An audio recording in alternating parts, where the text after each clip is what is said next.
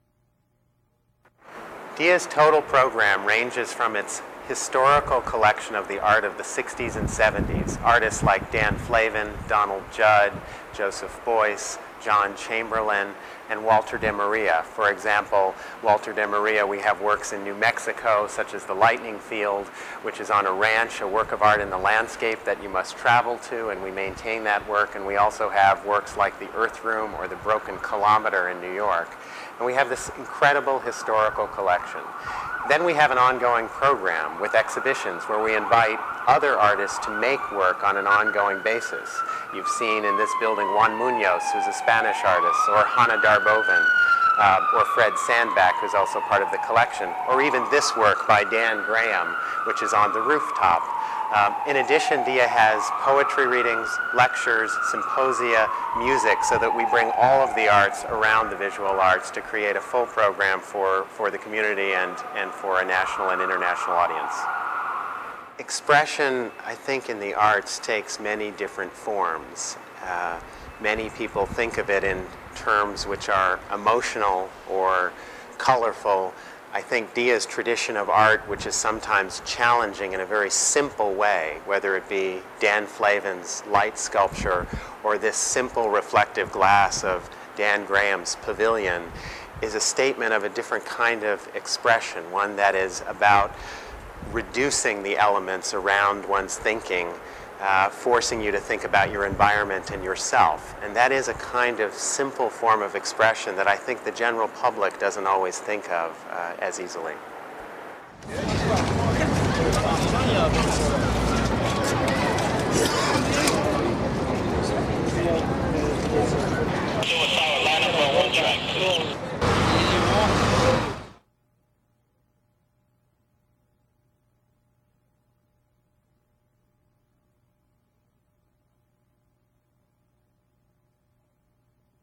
PS1, the letters stand for school, public school number 1. And when we took the school building over, it was abandoned. This was no roof on the school, no electricity, no water. The halls and the walls had come down. It had been vacant and empty for about 20 years. And our foundation, with the city of New York, took it on and turned it into what is the world's largest art center when it reopens next October.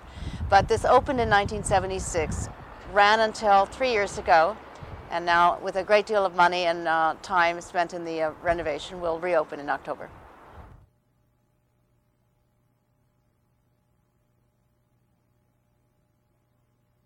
PS1 is not exactly an alternative space like the other places that you're looking at. It's more of an anti-museum, and it has many programs within it which are supposed to challenge or be provocative to the normal museum structure which we have in America.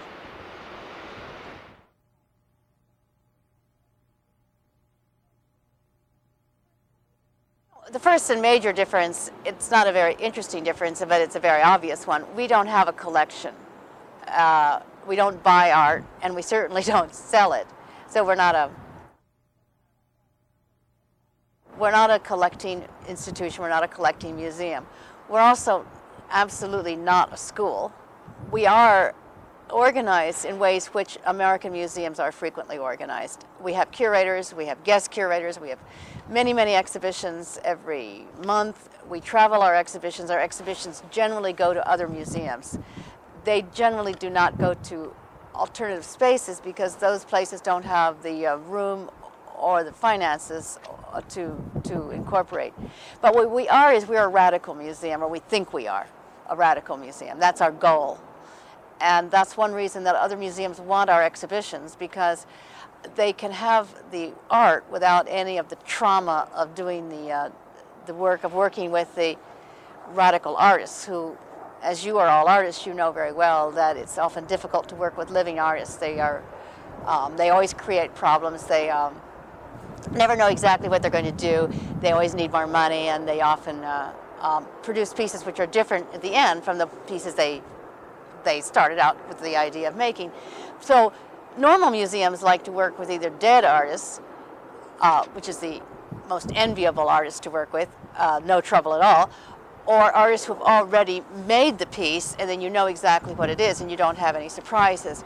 At PS1, we want to do the opposite of that. We want to work with a living artist, as living as possible, and we want to work with the artists who are going to be the most problems, because that's our job internationally in this world. That's what we do best.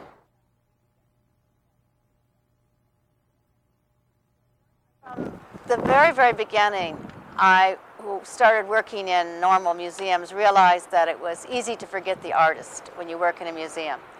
And one thing we have done is always keep some rooms for living artists to do art. It reminds everybody that art has to be made by someone, and it can't always be just shipped in from storage vaults. So we've always had some kind of residency program, both to help the artists in terms of studios, which are expensive in New York City. Then later, when PS1 was started, we brought artists from around the world to come and use PS1 as a central hub. There are only 12 artists, there are 12 countries, or there are 14 artists, 12 countries. We have 2 American and 1 artist from every other country. So this has been going on since '76, and some of the most successful and famous artists in the world have had studios within the museum. We have 125 rooms, so the 12 or 14 rooms for the studios represent a very small area, but they have a very big impact on us, because they're artists that are alive. And when you were in the office visiting, you saw 3 of them. Think how different it would be if we didn't have 3 or 4 artists hanging out in the office and teasing us and reminding us that our job is to work with art.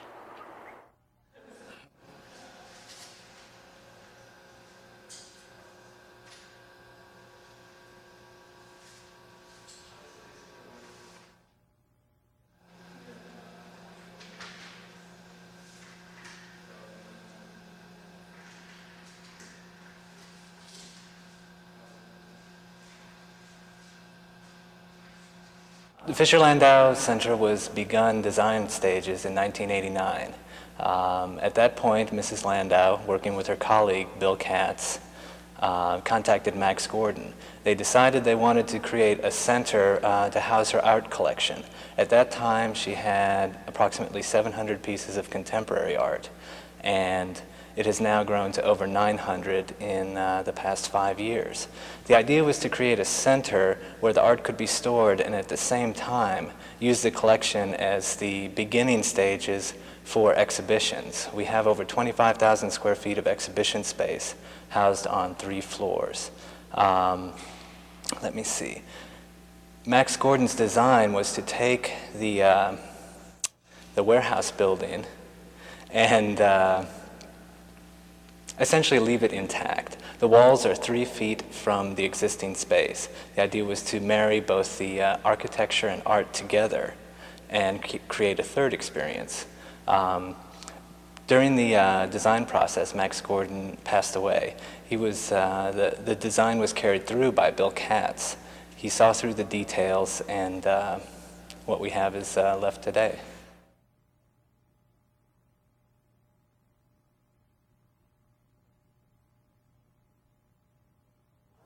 For instance, being a trustee at the Whitney Museum, at the Museum of Modern Art, and then having this center. All things are separate in a sense, but she feels her role is to support the arts in essentially the best way that she can. She has the means to support by collecting. Originally, she felt she wanted to be an artist, but found after meeting quite a few artists that there were people that could do it much better than herself, she felt. So she saw that her niche or her role was in collecting and developing something like this center, and then allowing people to come see the collection, once again using it as the beginning point for exhibitions.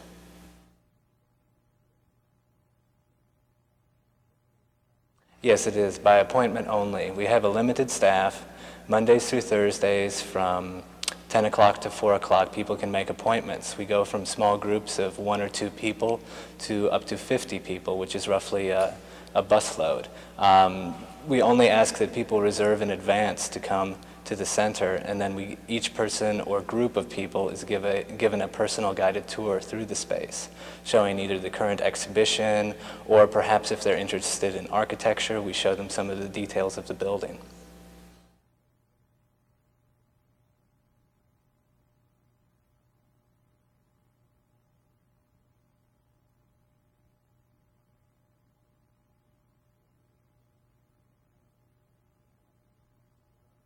It's predominantly American artists, but there are no rules set in stone for the collection. In general, I would say the 900 pieces within the collection are predominantly living American artists. But once again, she began collecting European artists such as Pablo Picasso, Ferdinand Léger, and then it's extended to, say, Anselm Kiefer. But in general, what we do is collect American artists, what I would call contemporary masters. For instance, Georgia O'Keeffe, Jasper Johns, who you'll see much of today, Richard Archschweiger, and then younger talents also, such as Lorna Simpson, Glenn Ligon, and for instance, Susan McClelland.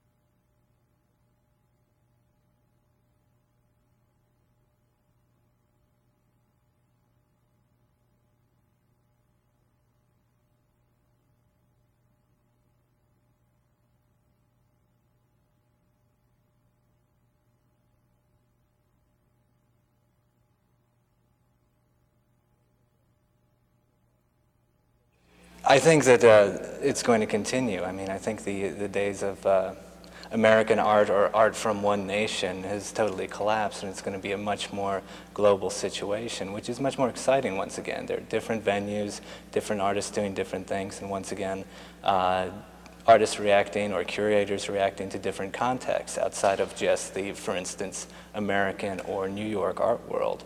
I think it's going to be a great time and very exciting, and you know, it's very nice to see more people introduced into the art world, more art coming to New York per se from other countries, from other venues.